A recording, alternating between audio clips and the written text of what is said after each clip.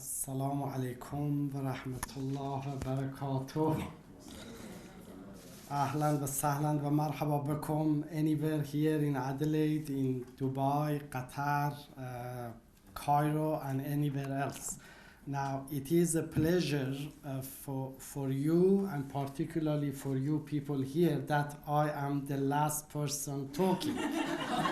It's 10 o'clock in Adelaide and by now many people here must have been in bed. Okay, very briefly, like a few sentences, a few minutes, I wrap up what we've done. We started this project just as a small project in 2020, and we were going to have an international conference in Adelaide, in this building, not probably in this room. And then COVID hit, and we didn't do it, so we did it last year. Not a year ago, about 11 months ago, in Ramadan, the holy month of Ramadan, we had an international conference. And of course, that international conference was part of outputs and outcomes that we were going to produce. And obviously, in 2019-20, CAR, Council of Australian Arab Relations, in DFAT funded us, and again this year. And what I would like to say is a few sentences and I finish, is that this workshop, this multi-node workshop and this conference is just the start of our work. We were going to promote networking and relationship cannot finish tonight. So it should continue, and during the discussions now, before, in our previous workshop we had during the Dubai Expo, in the Dubai Expo, we found out that there is resources, there is many reasons to expand the relationship in education, in legal profession, and in what was the business, which is less important, or more important. I am also pleased to inform that this workshop is part of our outcome. We have other outcomes and outputs this year, and we will continue. We have now great networks in everywhere, in Australia, in the Arab world. As part of that was for us to produce a book, an edited book, where people from Australia, different states, jurisdictions here, internationally, in the Arab world, in the Middle East, North Africa, participate. And I did put together a proposal. Some of you here and some of you in other notes are going to write a chapter for that book. That book by an international prestigious publisher has gone now to peer review. So I'm expecting soon to hear and get a contract. And so what I would like to say, last sentence, Vivienne, and then Vivienne will thank people, is that this is like a spring of water. In Arabic, Sharia, which also the legal system of Muslim world means a waterway which continues. So a spring. So this workshop, or what we have done so far, continues and is just a start. Wassalamu alaikum wa rahmatullahi. Thank you, Hossein. Working with Hossein on this project and being exposed to the way that Hossein thinks about things is, I think, pretty much one of the best bits about it. He just has a way of expressing things conceptually, and it's a joy. It's a joy. So the aim of this event was to create new relationships and grow existing relationships between Australia and the Middle East, focusing on business, education, and the legal profession. And we thank our participants across all 4 nodes, from varied professions, across a range of career stages, from undergraduate to emeritus experts, for coming together to discuss ideas and share insights, delivering on the key purpose of the workshop. We thank our keynote presenters who gave their expertise to help illustrate the growing connections between Australia and the Middle East. Megan Motto of the Governance Institute, who drew for us the connections between governance issues and particularly ESG and an increasing commonality between the regions.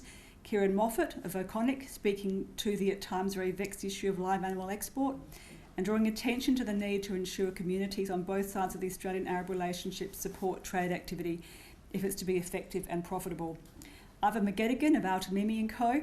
and Bill DeMarchis from here at Flinders for demonstrating how education offers an opportunity to increase connections between our regions and drive expansion of that relationship. And of course, the indefatigable Associate Professor Gary Watts, who, as I said earlier today, is probably more Arab than the Arabs, because he texted me from Melbourne to say, plane hasn't left yet, but it'll be fine. This was not very long before Gary was due to speak. So I enjoyed that moment. And so, yes, Gary's insights into how the interaction of the Western common law and Arab civil law systems now operates as a frontier for legal cooperation and development internationally. We have something for Bill and Gary. Don't leave without it. All these presentations have been recorded and will be available shortly on our Ost Arab YouTube channel. Sad and I have recorded the first video on that. Tell them about the biscuit. Don't eat your biscuit before you have QR coded it.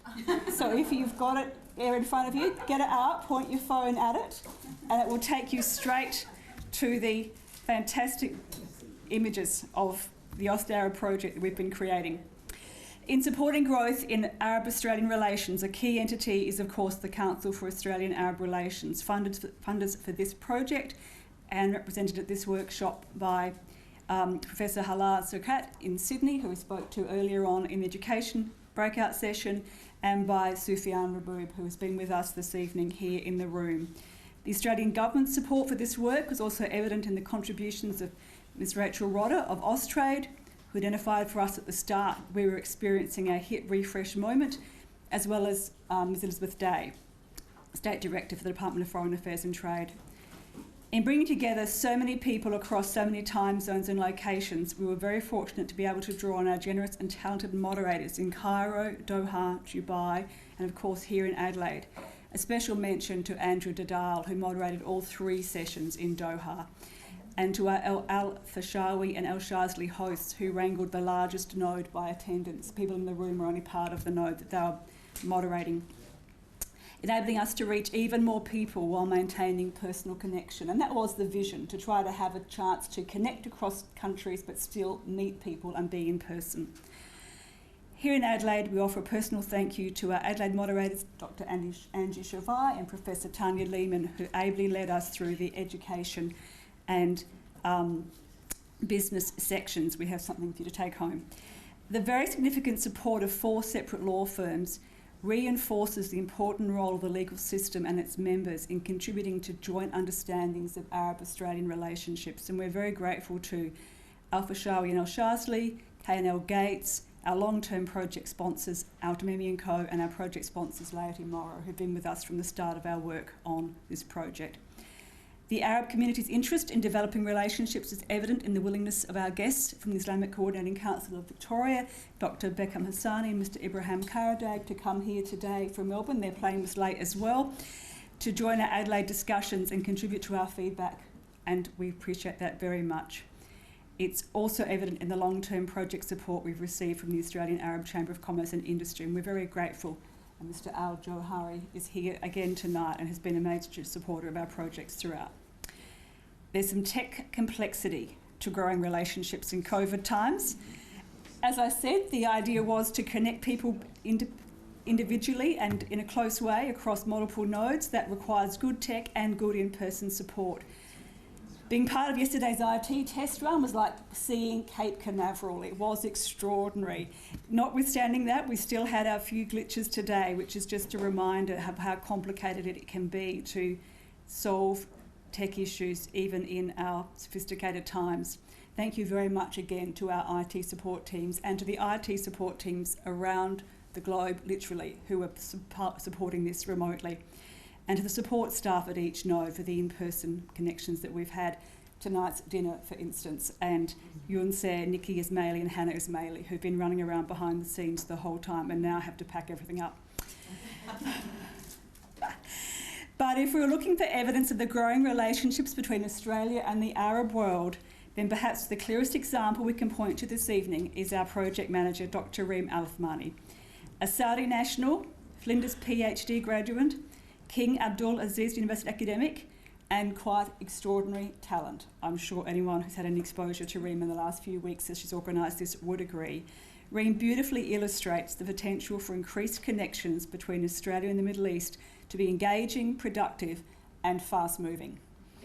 We are deeply indebted to Reem for her work on this project and today's hybrid workshop. Nikki, Hannah. Hi. What? This was not planned. It took a This is not part of the program. Have you got? Yes, thank you.